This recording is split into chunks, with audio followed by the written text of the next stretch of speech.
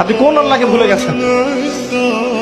আমি অনেক লেকচারে বলেছি, প্রায়ই বলি কথাটা যে আল্লাহ পাক ছাড়া সত্যিকার অর্থে আমাদের আপন বলে কেউ নাই।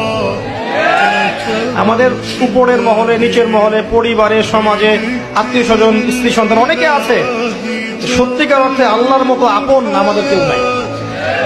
এরা সবাই যদি আমাদেরকে ফিরিয়ে দেয়, আল্লাহ পাক আমাদেরকে ফেরাবেন না। আপনি কোন আল্লাহকে ভুলে গেছেন?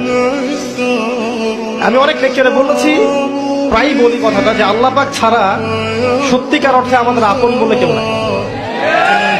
আমাদের উপরের মহলে, নিচের মহলে, পরিবারে, সমাজে, আত্মীয় স্বজন, স্ত্রী সন্তান অনেকে আছে, সত্যিকার অর্থে আল্লাহর মতো আপন আমাদের কেউ নাই।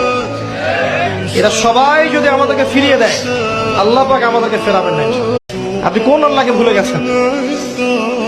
আমি অনেক লেকচারে বলেছি, প্রায়ই বলি কথাটা যে আল্লাহ পাক ছাড়া সত্যিকার অর্থে